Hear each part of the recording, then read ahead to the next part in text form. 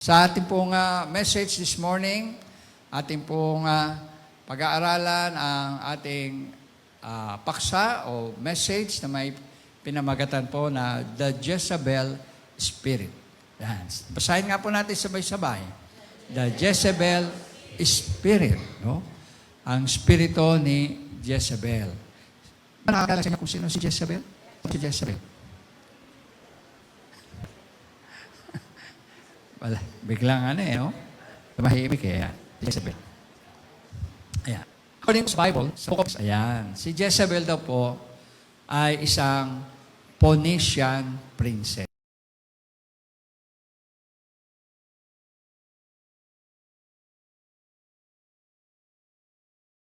Sabi niya nga, Phoenician princess. Siya ay isang prinsesa sa bansang Phoenicia. Ngayon, siya raw po ay napakasal sa isang hari ng Israel na ang pangalan po ay si Haring Ahab. Si Ahab, Si Haring Ahab po ay ikapitong hari ng Northern Kingdom of Israel. Seventh king of the Northern Kingdom of Israel. Etbaal. Haring Etbaal ng Sidon. Ayan. So, yan ang background po niya, At sabing ganon, itong si Haring Ahab, sa 1 King 16:30 to 31, meron tayo diyang slide. Ang sabi dyan Ahab, Ahab, son of Omri. Ayan. Ahab, son of Omri, did more evil in the eyes of the Lord than any of those before him. He not only considered it trivial to commit the sins of Jeroboam, the son of Nebat, but he also married Jezebel, the daughter of Etbaal, king of the Sidonians, and began to serve Baal and worship him. So ito raw pong si Haring Ahab na napangasawa ni Jezebel. Siya po ay sabi, masamang hari. Sabi niya nga, masamang hari. Masama siyang hari. He did more evil in the eyes of the Lord than any of those before him. So yung mga sinundan niya hari, siguro 6 yun dahil pang-7 siya. Kung masasamang hari yun, mas masama pa raw siya kaysa sa 6 na hari. Mas malala siya, mas grabe siya. Mas evil siya. At sabing ganon, pati yung kasalanan ni Jeroboam, siya po yung unang hari ng Northern Kingdom, ay nalampasan pa nito ni Haring o ni Ahab. Ayan. Ano ba ang kasalanan o ang ayaw na ayaw ng Diyos sa kanyang bayang Israel? Ito po yung pagsamba sa Diyos-Diyosan. Idolatry. Sabi niyo nga, idolatry. Yung pagsamba sa mga Diyos-Diyosan. Nung binigay ng Diyos kay Moses ang ang 10 utos, unang-una po sa mga utos na yan ay ang pagbabawal ng Diyos na sumamba ang tao, ang kanyang bayan, sa mga Diyos-Diyosan. Alam niyo ba na yung mga hari, hindi nila sinunod yun. Alam mo, kahit kay Haring Solomon, nagsimula yan kay Haring Solomon, yung idolatry, pagsamba sa Diyos-Diyosan. Kasi, nag-asawa si Haring Solomon ng, natatandaan niyo ba kung ilan? Ang naging asawa ni Haring Solomon? Marami? 1,000. Sabi niyo, 1,000. Abay, mas marami pa sa atin dito ngayon. Yung naging asawa ni Haring Solomon. 700 wives, asawa, at 300 concubines. 300, ano ba yung concubine? Mistress o kabit. Ayan. So, 700 plus 300, that is 1,000. At doon sa mga napangasawa niyang yon, karamihan po ay galing sa mga bansa na sumasamba sa Diyos-Diyosan. At dahil doon, na-impluensyahan si Haring Solomon. Alam niyo ba na ang mga asawang babae ay may impluensya sa asawa na lalaki? Agree ba kayo ron, mga husband? Amen daw. Agree ba ang mga wife? Yes daw. Buti na lang, nagkakaintindihan po kayo, no? Baka mamaya pag-uwi nyo, pag-awayan nyo pa yan sa bahay. Sino ba ang nag-iimpluwensya sa atin dalawa? Ayan. Normal po yan sa mag-asawa na nag-iimpluwensyahan. Kaya lang, siyempre, sa mag-asawa, merong mas malakas na impluwensya. Amen po ba? Sino kaya sa palagay nyo mas malakas? Ang babae o ang lalaki? Diyan tayo magkakatalo, no? May mas sumisigaw, babae. Ayan. Asan na yung mga lalaki? Amen. Mapagbigay. At mapagmahal daw yung mga lalaki. Kaya, ganoon. So, sige, balikan natin si Ahab at saka si Jezebel. So, sila po, yan, mag-asawa. At nung napangasawa ni Haring Ahab si Jezebel, dala-dala ni Jezebel yung pong mga Diyos-Diyosan nila sa kanilang bansa. At ito po ay, sabi nga, yung worship of Baal and Asherah. Yung pagsamba kay Baal at kay Asherah, ginawa po nila yan. Pre-promote ni Jezebel yan, na napangasawa niya, si Haring Ahab. Ginawa po nila yan sa Samaria. No? At hindi lamang yon, sabing ganon, kundi yung mga propeta ni Yahweh, no? Yung mga prophet of God, yung totoong propeta ng Diyos, ay hinahunting po ni Jezebel. Pinapahanap niya at pinapahirapan niya at minsan ay pinapapatay niya. Sabi pong ganoon ay dito sa 1 Kings chapter 18, yung sumunod na verse dyan sa slide natin. Sabi pong ganoon ng isa sa mga nag-iingat o nagtatago ng mga propeta ng Diyos. Sabi dyan sa 1 Kings 18 verse 13, "Haven't you heard, my Lord," sabing ganon, "what I did while Jezebel was killing the prophets of the Lord?" So, noong time na yon na siya ay naging reyna, pinapapatay niya ang mga propeta ng Diyos. Pinapahanap niya, pinapapatay niya, pinapahirapan niya at pinapapatay po niya. At sabing ganon po, Jezebel is the enemy of Yahweh's prophets. Sabihin niyo nga po, enemy of Yahweh's prophet. Siya yung mortal na kaaway ng mga propeta ni Yahweh. No, she killed the prophets of the Lord. Yan nga sa 1 Kings 18:13. On the other hand, sabing ganyan, meron pa siyang kasama na 450 na prophets of Baal. Propeta naman ni Baal at 400 prophets of Asherah. So, pag pinagsama mo yan, 450 plus 400 is equivalent to 850 na mga propeta ng mga Diyos-Diyosan. At lahat pong yan, sabing ganon, pinapakain yan ni Jezebel sa kanilang kaharian mismo sa kanyang hapagkainan. They are eating at Jezebel's table. At kung naalala nyo, nagkaroon po sa Bible, di ba, ng contest kung sino ang may tunay na Diyos na sinasamba. At yan po ay si Propeta Elijah. Si Prophet Elijah, yan po ay nasa 1 Kings 18 verse 19, na kung saan nagkaroon ng contest kung sino ang may tunay na Diyos. Yung ba mga propeta ni Baal, propeta ni Asherah, o si Elijah, the prophet of God. So, yung mga propeta nila, Baal at saka ni Asherah, nagsama-sama. So, 850 po yan sila.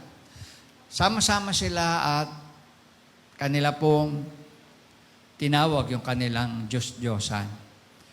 At sila po, ang contest kasi ay kung sino ang Diyos na magpapadala ng apoy galing sa langit, siya ang tunay na Diyos. At ang contest po ay nagsimula, napakarami yung propeta ng Baal at ni Asherah. Sila po ay gumawa ng altar kung saan ay yun merong hayop na susunugin doon, pero walang magsisindi, kailangan yung apoy manggagaling sa langit. At nag-ritual na po yung mga propeta. Sila ay kumanta na, sumayaw na, no? At nagsimula sila ng umaga hanggang hapon yan. Walang apoy na dumating. Medyo nga, sabi nga ni Propeta Elijah, nung sila ay kumakanta at sumasayaw, sinabihan niya sila, lakasan niyo pa yung kanta niyo.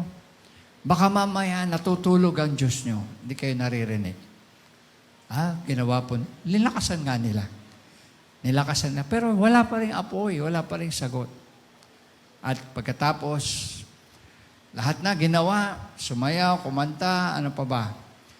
Tumbling-tumbling na, kung ano-ano na ang ginawa na. Yung iba, kumuha na ng kutsilyo. Naglaslas na, nagsugat na ng katawan. Para lang yung Diyos nila ay sumagot. Pero wala pong apoy na dumating.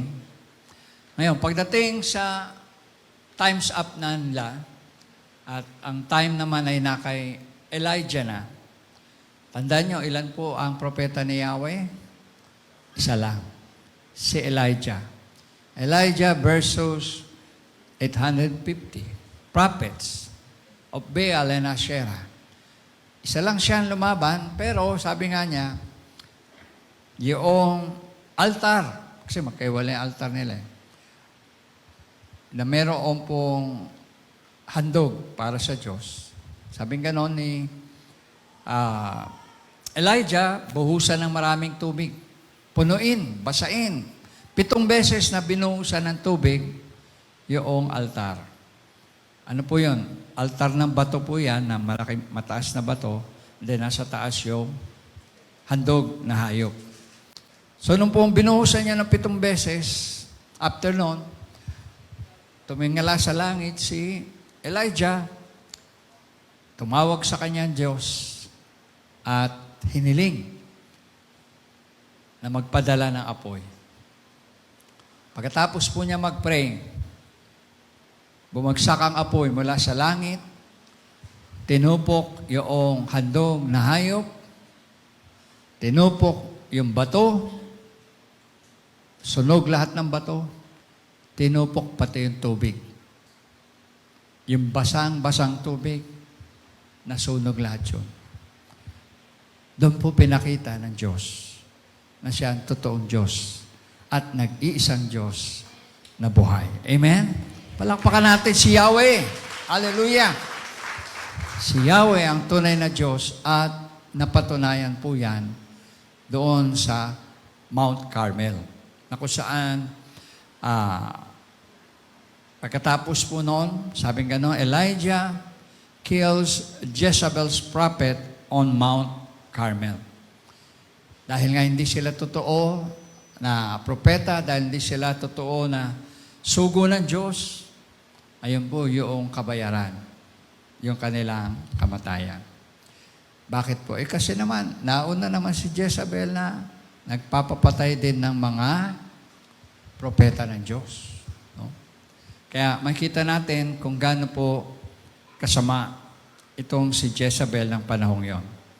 Si Jezebel, muli po siyang binanggit sa Revelations chapter 2, verse 20. Nang sabi po riyan, pwede ba natin basahin sabay-sabay? Nevertheless, I have this against you. You tolerate that woman, Jezebel, who called herself a prophet. By her teaching, she misleads my servants into sexual immorality and the eating of food sacrifice to idols. Ayan po ang sabi ng aklat ng pahayag o ng Revelation. No? Na yun daw po, mayroong against ang Panginoon kay Jezebel. Na she calls herself a prophet. Pero, minimislead niya yung mga tao, mga servant of God, at tinuturuan niya ng pagsamba sa Diyos-Diyosan.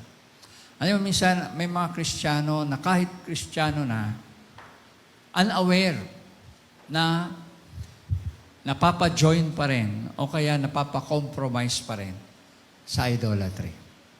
Andiyan ba kayo?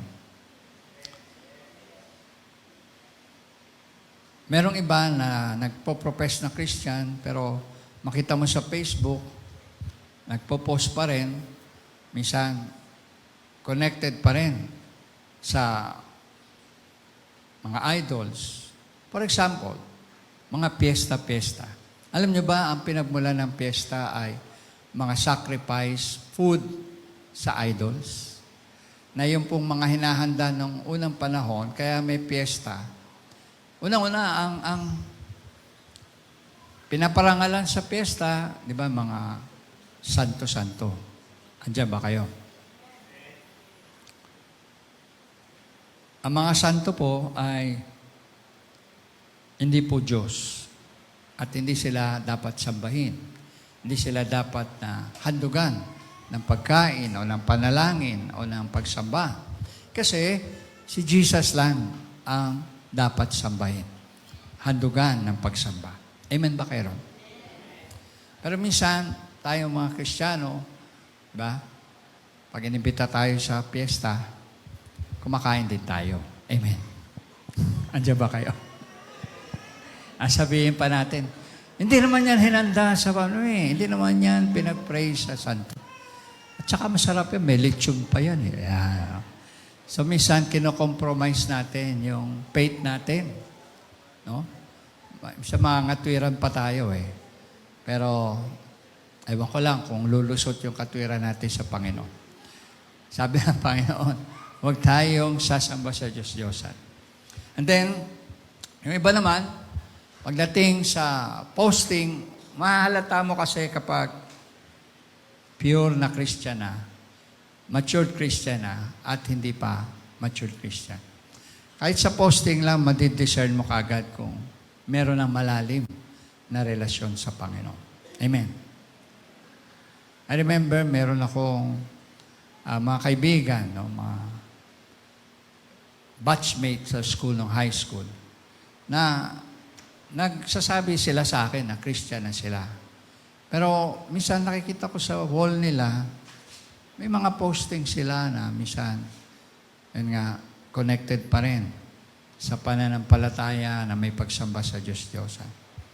Kaya, bilang Christian, maingat din po tayo dapat sa pagpo-post sa wall natin. Amen?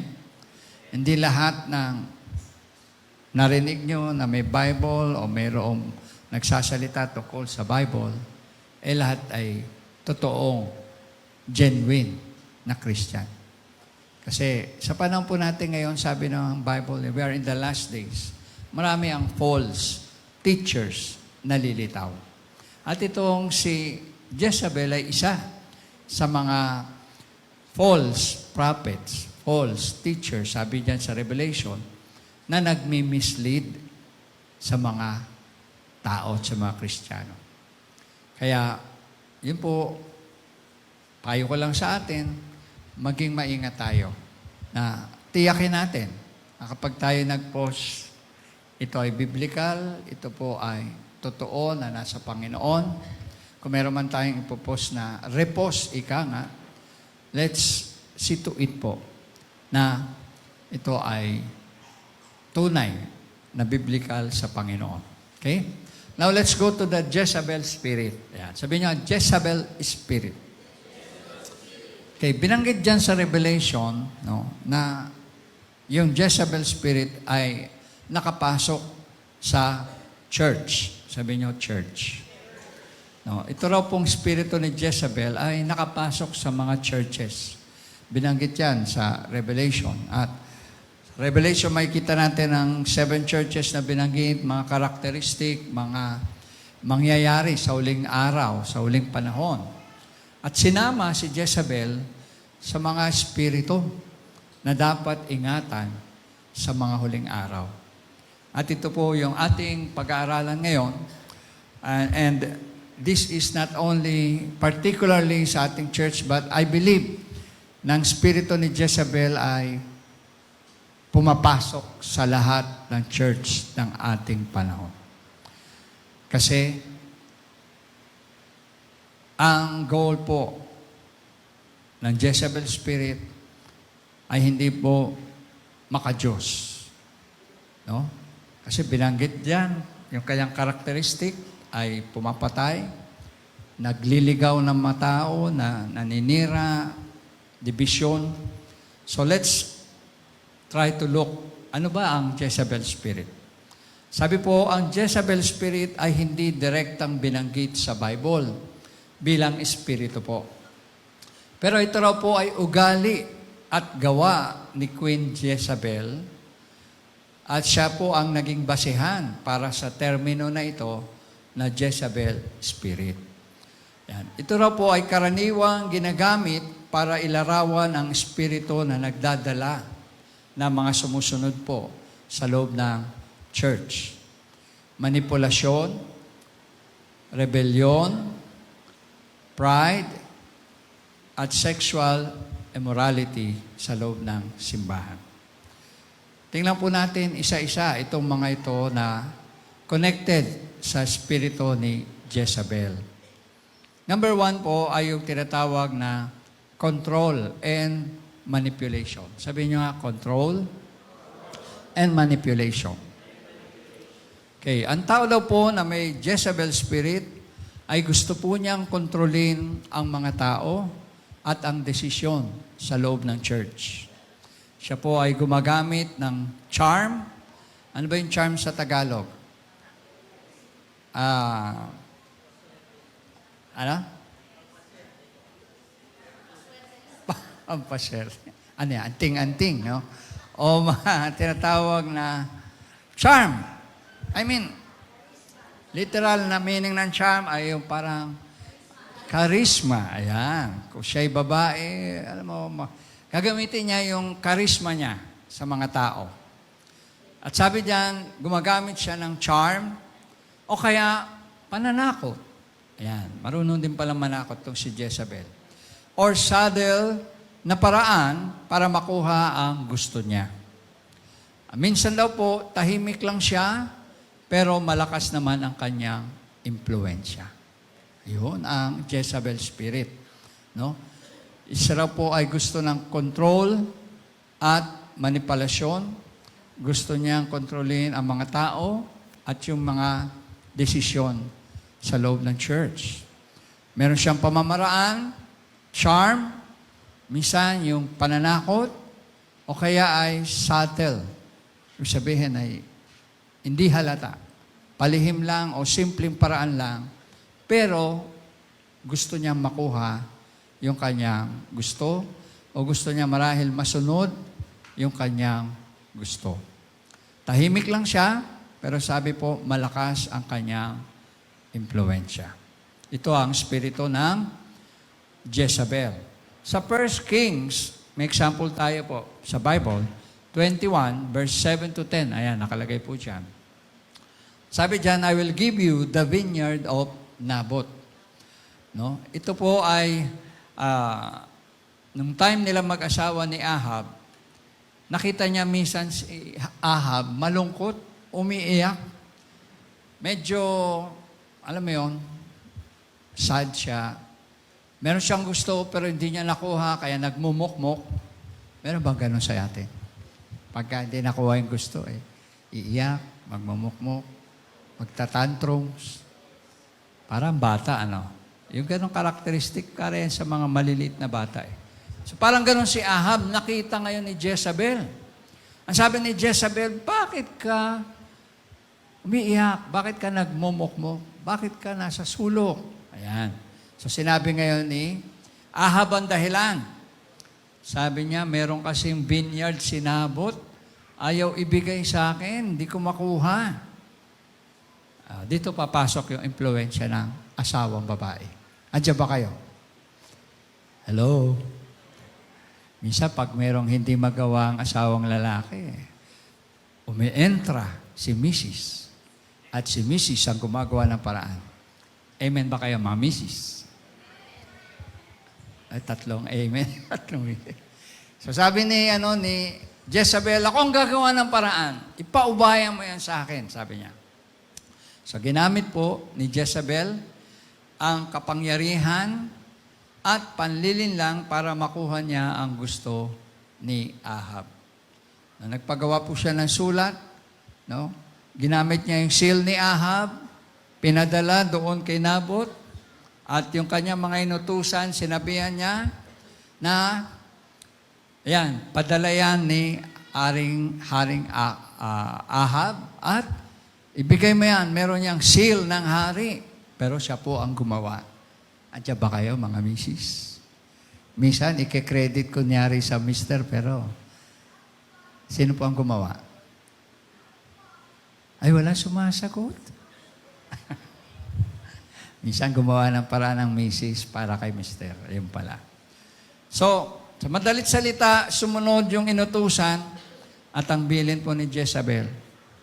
Pagkatapos, patayin niyo si Nabot.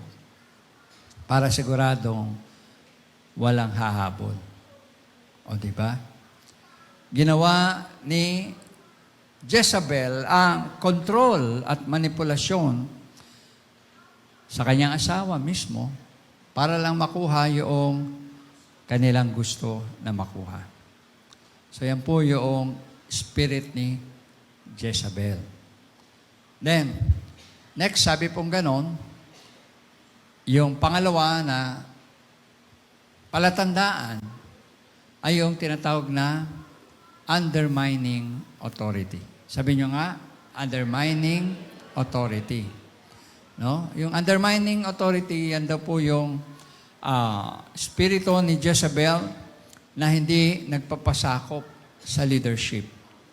Palihim niya na kinukwestiyon ang mga desisyon sa loob ng church, desisyon ng pastor, desisyon ng mga leader, at pinapaisip ang iba na mali ang pamumuno na ginagawa sa loob ng church. Yan po yung spirit of undermining authority ni Jezebel. Ulitin po natin, hindi po siya nagpapasakop sa leadership, hindi siya sumusunod. Palihim niyang kinukwestiyon ang mga desisyon ng pastor o ng leader at pinapaisip ang iba na mali ang pamumuno. Yan po ang Jezebel spirit. Kaya, delikado. Di ba? Andiyan ba kayo? Hello? Dito sa Numbers chapter 16, verse 3, nakalagay po dyan, they came as a group to oppose Moses. Yan po ang another example natin ng hindi pagpapasakop. Sa panahon naman ni Moses, paglabas nila sa Egypt, meron pong mga kasamaan sila ng pangalan ay si Korah, si Datan, at si Abira. Sila pong tatlo at hindi sila sumusunod kay Moses, hindi sila nagpapasakop, hindi sila ina-undermine po nila yung authority ni Moses. Parang kinu-question nila. At pagkatapos niyan, nag-impluensya sila sa mga Israelitas at nakakuha sila ng 250 na mga Israelitas na naniwala sa kanila, na sumang-ayon sa kanila at they rose up against Moses. Sabihin nyo nga, rose up. No? Sila ay kumalaban kay Moses at hindi nila kinilala si Moses bilang lingkod ng Diyos. Alam niyo po yung ginawa ng Diyos o naging consequence sa kanila. Sila po yung nilamon ng lupa. Bumuka yung lupa at lahat sila ay kinain ng lupa. Dahil po, hindi nila ah, sinunod o ginalang si Moses bilang lingkod ng Diyos. Undermining authority, kagaya ni Jezebel, hindi nagpapasakop, hindi sumusunod. Yan po ang nangyari. Sa Hebrews 13 verse 17 po, mayroong payo sa atin ang salita ng Diyos. Ano pong sabi? Basahin po natin. Hebrews 13 verse 17, obey your leaders and submit to them. Sundin daw po natin ang ating mga leaders sa church at magpasailalim tayo. Mag-submit tayo. Yan po yung disenyo ng Diyos sa loob ng church. Kaya meron pong pastor, meron pong leaders, ministry leaders. At ngayon, dahil meron po tayong cell group, may mga cell group leaders tayo. Amen. Pwede po bang itaas ang mga kamay ng mga cell group leaders natin? Ayan. Okay, patayuin natin para makita natin. Cell group leaders, please stand up. Ayan. Okay, so narito po makikita natin ang mga nagli-lead sa atin. Lalo na nagtuturo ng salita ng Diyos sa loob ng mga cell group meetings po natin. Sila po ay mga leader na itinalaga ng Diyos at dapat nating pakinggan, dapat nating igalang, dapat nating sundin bilang mga tinalaga ng Diyos. No, kapag po hindi natin napangalagaan yung relasyon natin sa kanila, doon po nagkakaroon ng problema. Doon po nagkakaroon ng Jezebel spirit. At hindi po maganda na meron Jezebel spirit sa loob ng church. Amen po ba? Ayan. Kaya nga ako, sabi ko, lalo na ngayon may cell group na tayo, napakahalaga yung pag-aalaga sa mga cell members. Napakahalaga na ginaguide natin sila, tinuturuan natin sila ng tama, nililid natin sila sa pamagitan ng salita ng Panginoon para matuto at sundin. Hindi para mag-ipon ng kaalaman. At pag may nalaman ng konti o meron ng konting kaalaman, magbibida-bida na. Hindi po dapat gano'n. Amen. Kasi once na meron na nagbibida-bida at meron ng espiritu ng Jezebel, doon na pumapasok ang kaaway. Amen po ba? Ayan. So sabi dyan, obey your leaders and submit to them. Kasi mahirap po yung hindi nag-o-obey at nagsasabi.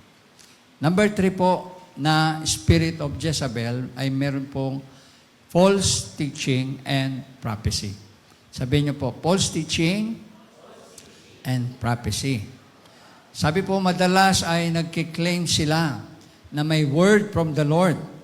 No? Ginagamit po nila yung salita, meron akong word from the Lord. O meron akong revelation from the Lord. O nangusap sa akin si Lord. Yan, yung mga term na delikado po. No? Pero minsan, taliwas naman sa biblical truth. Ginagamit po ang spirituality para mamanipulahin ang iba at ilid sila sa compromise. Lalo na sa holiness. No? Sinasabi po ng Revelations 2:20 dyan, the woman Jezebel misleads her or my servant, sabi ng Panginoon. Sa 2 Peter 2:1, there will be false teachers among you. Hindi lang po ang church natin, sabi ko nga kanina, ang pwedeng makaranas nito. Even sa ibang churches. May mga kaibigan akong pastor, may mga, even Pastor Myra, kung naalala nyo, Pastor Myra, Jalik. Pag kami nagkakasharing, ito po na pag-uusapan namin yung mga ganitong spirito sa loob ng church. Sila rin merong ganito na experience. And I believe na every church, pinapasok talaga ng Jezebel spirit. Amen po ba? At yun yung reason kaya mahalaga na ating pong malaman at pag-aralan at ating maingatan ang bawat isa.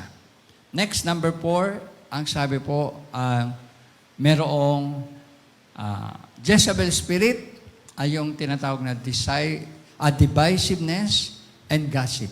Sabi niyo, divisiveness and gossip. Ayun. Sinasabi po daw nila na sila ay concerned. Concern lang kami, concern lang ako. Pero sa totoo po, sabi, ay nagkakalat lang pala ng chismis. Sabi niyo, chismis.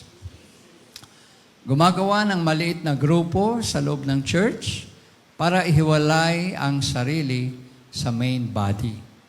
Ang resulta po niyan ay division sa loob ng church. Yung bang pailalim? Hindi mo siya maririnig na vocal sa harap ng kongregasyon, pero paisa-isa, may kinakausap, pasekreto. Mag-pray tayo, prayer meeting tayo. Ay pala, hindi prayer meeting ang ginagawa, kundi iba ang pinag-uusapan. Chismis pala. Alam mo ba, ganito na nangyayari sa church natin. Alam mo ba na si ganito, si ganyan. Di ba? Sinasabi lang nila na, concern lang ako, kaya ako sinasabi ito sa inyo. Pero yun nga po, ang totoo, nagkakalat lang ng chismis. Sabi niyo, chismis. Ayan. Gumagawa ng maliit na grupo sa loob ng church para maiwalay, magkaroon ng division. Sabi ng Proverbs po, chapter 6, verse 16 and 19, the Lord hates a person who stirs up conflict in the community. Kinamumuhin daw po ng Diyos ang taong gumagawa ng conflict o gumagawa ng division, gumagawa ng kwento, chismis, na ikakasira ng church or community. Sa Titus 3 verse 10, sabi po, warn a divisive person once, and then warn them again a second time. So, pag meron pong ganon, kinakailangan babalaan, paalalahanan. Kinakailangan i-correct o itama o i-guide. No? Yun ay kung makikinig at open ang heart. Usually, pag ganyan po, pag bukas naman ang puso at medyo nagpapakorek, naaayos po yan. Na itatama at, nagaguide ng maayos sa loob ng church. Pero kung close-minded, sabi nyo nga, close-minded, sarado ang isip at hindi bukas sa payo, sa turo, sa correction, yun po ang nagiging problema. Dahil gustong mangyari niya, yung gusto niya, at pag hindi nasunod yung gusto niya, doon po kakaroon ng separation. Doon po nagkakaroon na ayaw niya magpasailalim, so aalis siya. And it happens in many churches. Andiyan ba kayo? Sabi ko nga, last year, napakarami po akong alam na churches na dumaan sa mga ganong pagsubok. May mga kaibigan din akong pastor na nakakasharean ko at halos pare-pareho yung experiences. Jezebel spirit sa loob ng church. Kaya it's high time na ito talaga ay ating pong mapag-aralan. Number 5, na spirit ni Jezebel ay merong pride and superiority. Sabi niyo, pride and superiority. Ito po yung meron tinatawag na know-it-all. Sabi niyo, know-it-all. At holier than thou attitude. Know-it-all attitude, holier than thou attitude. Yan po yung attitude nila kasi may pride and superiority. Piling po niya ay siya lang ang tama o mas espiritual kaysa iba. Ayaw tumanggap ng koreksyon, ayaw tumanggap ng disciplinary action, at allergic sa accountability. Mas gugustuhin pa niya ang umalis sa church kaysa sa magpakorek sa pastor at magpasakop sa disciplinary action. Ito po yung holier than thou attitude o yung tinatag natin know it all attitude. Alam ko na yan. Yung tinuturo ni pastor, alam ko na yan. Yung mga pinipreach ni pastor, mas magaling pa ako dyan. Andiyan ba kayo? Delikado po yan pag ganyan ang espiritu na nasa inyo. Ang tawag dyan ay Jezebel spirit. Ngayon, para sa akin naman, kung mayroong ganong mas magaling pa sa akin, ang magiging hamon ko po sa ganong tao ay magsimula ka ng church. Patunayan mo na mas magaling ka sa akin. Andiyan ba kayo? Pero kung magsasabi ka lang na mas magaling ka sa akin, pero hindi mo naman kaya mag-pioneer ng church, hindi mo kaya mag-plant ng church, baka hindi mo nga kaya mag-cell group, ay wala kang karapatan na sabihin mo na mas magaling ka sa akin. Pag nalampasan mo yung 30, ilang taon na po tayo dito? 36 years ngayong taon na to.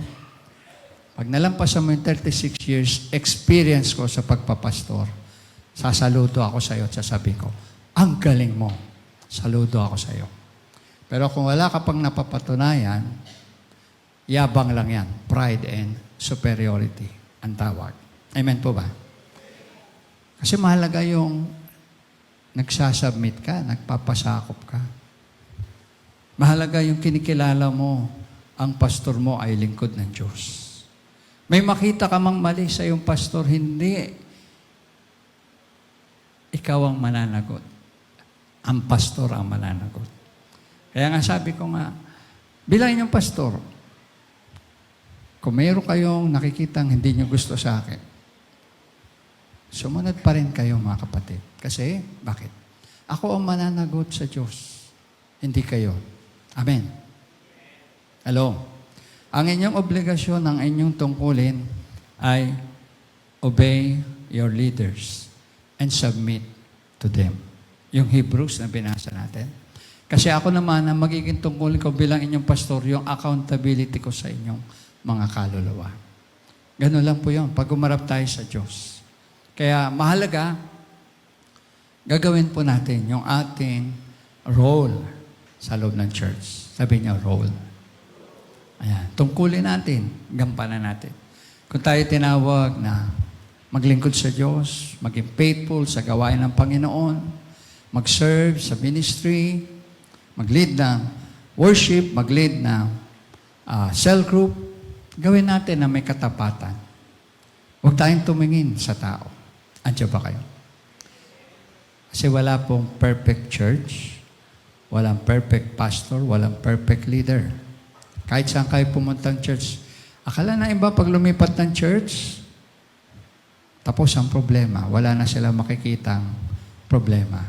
Hindi po totoo yun. Kahit saan church ka lumipat, kahit pinakamalaking church, actually, ang observation ko nga po, yung mga malalaking church, gaya ng CCF, dahil sa sobrang laki ng church nila, hindi na po, iba kasi ang setup ng mega church sa community church. Tayo ay community church. Maliit lang tayo. Halos magkakakilala tayo lahat. Meron tayong koneksyon sa bawat isa. Amen po ba? At sa mga bago nating member, dine-develop natin yung relationship sa bawat isa through cell grouping. Kinikilala natin, kaya nga yung cell group natin, ginagawa natin sa labas. Para hindi maging churchy, kundi parang group lang ng Christians na nag-aaral ng salita ng Diyos. And that way, we can develop relationship to one another because ang goal natin sa ating pong cell group is una, to love God and to love people. Amen po ba? And I know by this time, na mahal nyo na ng mga cell leaders ang inyong mga cell members. Amen. Meron nang na-develop kayong relationship sa bawat isa. At yun po yung ating iniingatan at gustong palaguin sa Panginoon. Dahil tayong lahat tinawag ng Diyos to share the gospel. Ibahagi ang mabuting balita. Kaya yan po, no? Next, sabi pong ganon, Proverbs 16:18, basahin nga po natin, sabay-sabay. Pride goes before destruction. And then James 4:6, God opposes the proud, but shows favor to the humble. Ayan na po. Ayaw ng Diyos ng mapagmataas, pero ang mga mapagpakumbaba ay binibigyan ng Diyos ng pabor. Awa, habag, biyaya. No? So mas nakatingin si Lord, focus niya sa mga humble. Sabihin mo, humble. Sabihin mo siya yung katabi, humble tayo. Ayan. Maging humble tayo, no? Sa harap ng Diyos. Kasi tayo, yung humbleness, yun po ang pinipavoran ni Lord. Next, number 6. Yung victim mentality and drama. Victim mentality and drama. Spirit of, ano po yan, ha? Jezebel. No? Ito pong victim mentality, sabi kapag sila po ay kinompronta na, lagi po silang pabiktima. Ano nga yung term natin pag pabiktima? Pabiktim. Ayan, pabiktim. Marunong gumawa ng kwento para siya ang kawawa. Alam niyo, yung spirito na ito, yung version niya ng kwento, siya yung inapi, siya yung kinawawa, siya yung dehado ba tawag doon? Siya yung naapi o nagawa ng hindi maganda. Kaya ang resulta noon, ang attention po ay nakanino? Nasa kanya. Kasi siya yung naapi. At yun po ay magkakaroon ng distraction sa tunay na gawain ng Diyos. No? Yung pabiktim mentality and drama, ito po yung ginagawa ng Jezebel spirit. No? Kapag ka siya ay na-confront, victim ang kanyang peg. Andiyan ba kayo? Victim ako eh.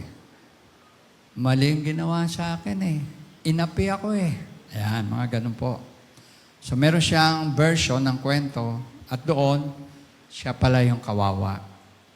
Kaya naman, pag napakinggan nyo ng iba, yung simpatya nila, mapupunta sa kanya. Without hearing the real truth. The other side of the story. Ayun ang tawag puro na chismis. Andiyan ba kayo? Pag tayo napaniwala sa isang side ng story na hindi natin narinig yung other side, chismis po ang labas niya. Kaya sabi mo sa iyong katabi, kapatid, huwag tayo maniwala sa chismis. Amen. Amen ba kayo ron? Palakpakan naman natin si Lord. Ayaw ni Lord ng chismis eh. Hallelujah. Ayaw ni Lord yan.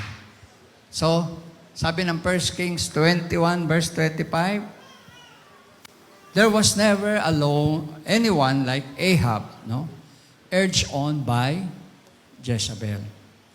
There was never anyone like Ahab, urged by Jezebel.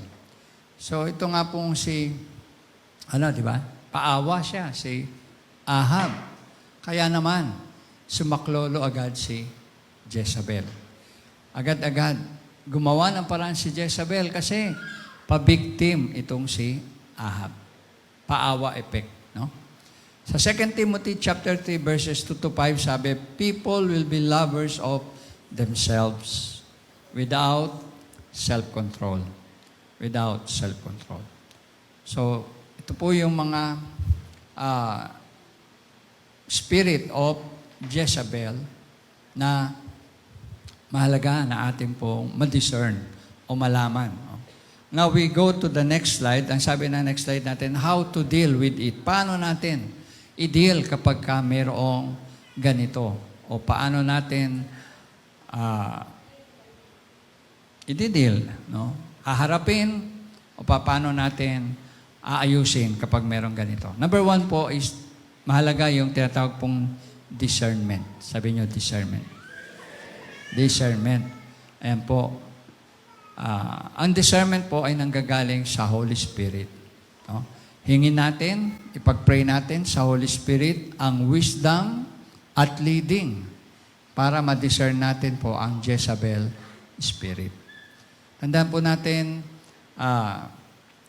may paalala si Apostle John sa 1 John 4:1, test the spirits or test every spirits. Ang pastor po ay mayroong gift of discernment. Very common po ito sa mga pastor, ang gift of discernment. Now, para sa atin ng mga leaders o sa atin ng mga member ng church, we must pray. Hingin natin sa Holy Spirit yung wisdom niya pagkaloob sa atin. Ang leading niya para makita natin yung discerning spirit at ma-discern natin ang spirit ni Jezebel. So again, number 1 is discernment. Sabi niyo, discernment. Ang discernment po is yung nakikita mo through the power of God, Holy Spirit. Yung hindi nakikita ng normal na mata. Yung hindi nakikita ng normal na... Kasi tayo, we judge people by what we see outwardly. Di ba ang sabi ng Bible, God looks into the heart. Ang Diyos sa puso tumitingin. At minsan, may mga tao na yun na, pagka merong Jezebel spirit, pagkaharap mo, parang okay lang, parang normal lang siya. Pero pag talikod mo, ag hindi ka kaharap, iba ang ugali niya. Iba ang ginagawa niya. Iba ang kilos at salita niya sa iyong likuran. Yun po, nadidiscern po yan ng pastor, nadidiscern po yan ng Holy Spirit. And every churches, no, may mga ganyang spirito. Kaya para sa atin, kailangan natin discernment para maingatan tayo. Yung ating congregation maingatan na huwag magtatagumpay o huwag kakaroon ng ganitong impluensya sa ating bahay-sambahan. So test every spirit, sabi niya, no? Pangalawa na how to deal with it is direct confrontation. Yan. Direct confrontation, ibig sabihin kausapin po ng maayos, with love and with truth. So pagka confrontation, with love dapat and with truth. Kasi didefeat lang, matatalo lang ang spirito ng Jezebel kapag hinarap na sa katotohanan. Now, usually, karamihan po ng claims ng Jezebel spirit ay false. Kaya nga siya tinawag na false prophet, false teacher, kasi karamihan ng kanya pong pinapakalat ay hindi katotohanan. So, sa direct confrontation daw po, magandang kausapin ng maayos, with love and truth. At ito po yung pinakamagandang way para maayos ang lahat. Sa Matthew 18 verse 15, sabi po dyan, if your brother sins, go and show him his fault.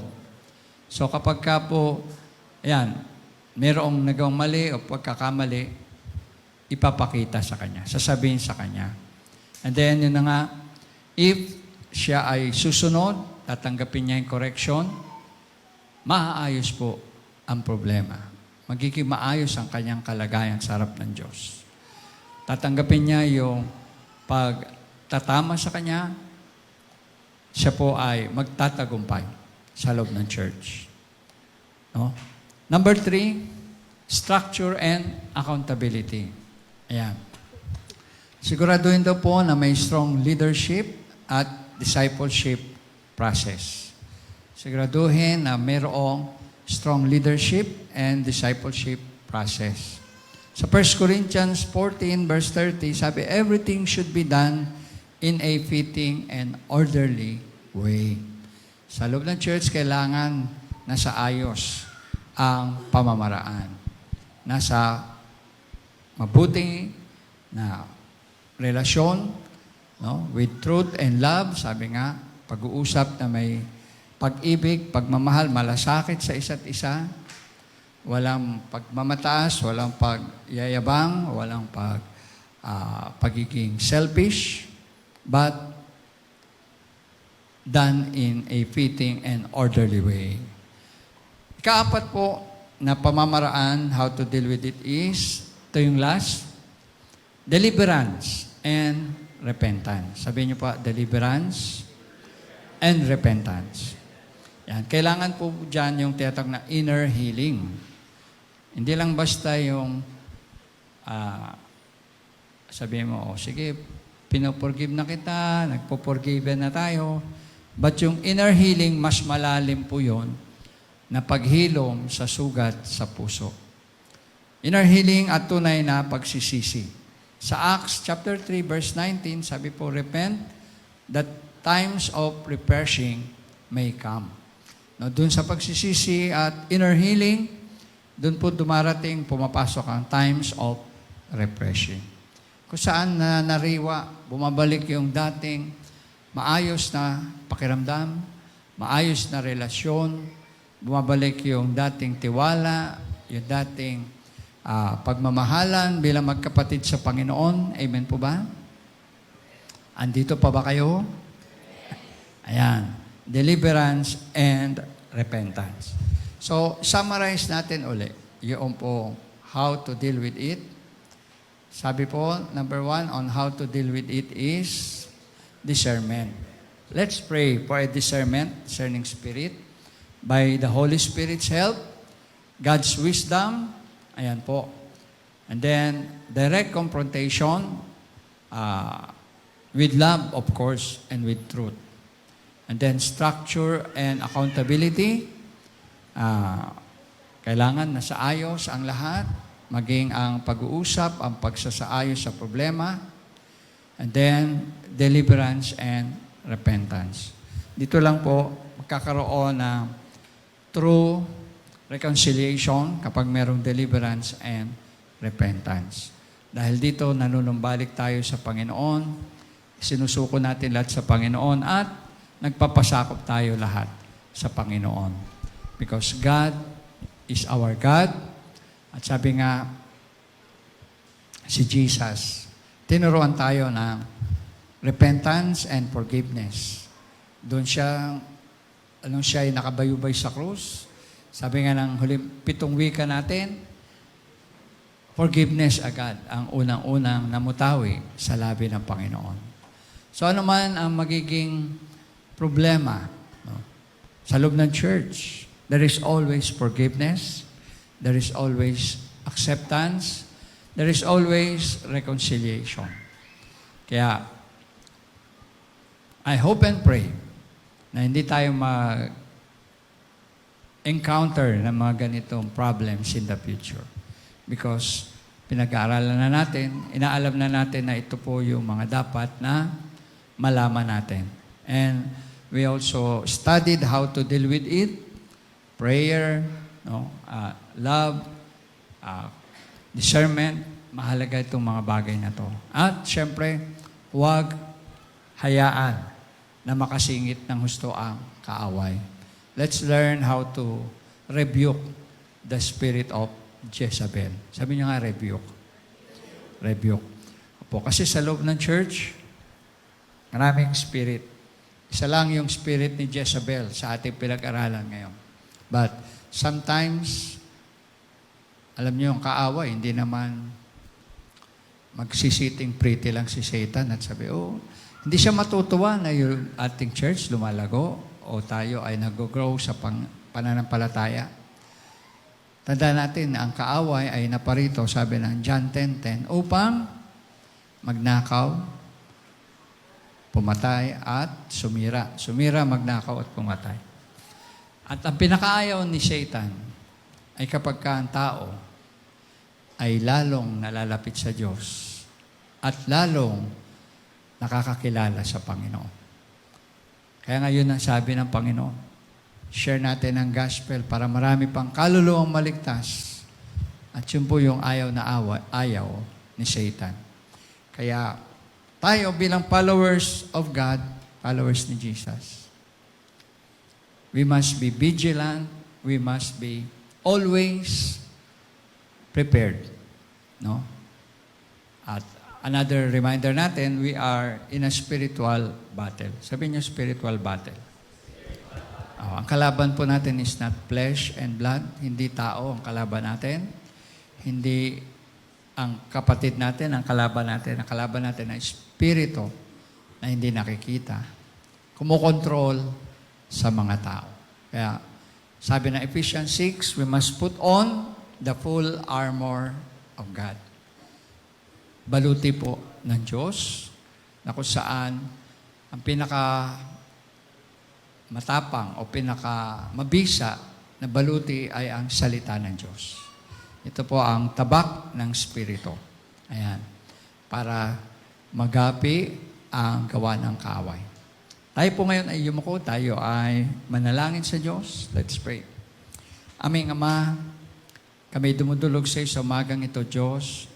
Salamat sa paalala ng iyong salita patungkol sa espiritu ni Jezabel.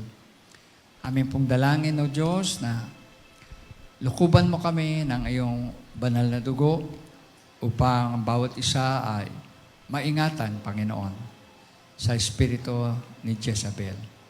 Amin pong pinagpipray ang spirit of discernment, ang spirit of the Holy Spirit, na siya, Panginoon, magbibigay sa amin ng power to discern and shun evil, Panginoon. Amin din pinagpipray na love mo ang lagi pong maghari, mag-apoy sa aming mga puso. Love towards one another. Dahil ito ang utos mo sa iyong salita. Love one another and pray for one another. And through this, people will know that we are followers, disciples of Christ. Kaya dito sa Lighthouse of Asia, Lord, I pray na more love, more power galing sa iyo, more anointing, more guidance and leading of the Holy Spirit para sa bawat isa. At ganoon din, pinagpipray po namin ang mga kasama naming nanonood sa online streaming. Na nawa po, ikaw rin ang mangusap sa kanila sa mga oras na ito at naway may natutunan sila sa aming mga pinag-aralan. Pagpalain mo po ang iyong salita sa puso ng bawat isa at turuan mo kami, Lord, na laging manangan at magtiwala sa iyo. Ikaw ang aming Diyos. Wala na po kaming ibang sasambahin. Ikaw lamang, Panginoon, ang aming Hari, Panginoon at tagapagligtas. Jesus, you are our Lord. Jesus, you are our God and our Master. Jesus, you are the Lord of the Lighthouse of Asia Church. And we surrender to you everything, Lord. I surrender to you my life as the pastor, Panginoon. I surrender to you the life of the leaders, sa leaders, ministry leaders, and all the members ng Lighthouse, Panginoon. We pray na buklodin mo kami ng iyong pag-ibig. Buklodin mo kami ng iyong Espiritu Santo. Ikaw, O Diyos, ang maghari sa aming kalagitnaan. Ito ang aming panalangin. May pagsamba, may pagkilala, pagpaparangal sa iyong banal na pangalan. This is our prayer. In the mighty name of Jesus Christ, our Lord and Savior, we pray. All of God's children say, Amen. Amen and amen. Palakpakan po natin ang Panginoon. Amen. Hallelujah. Hallelujah.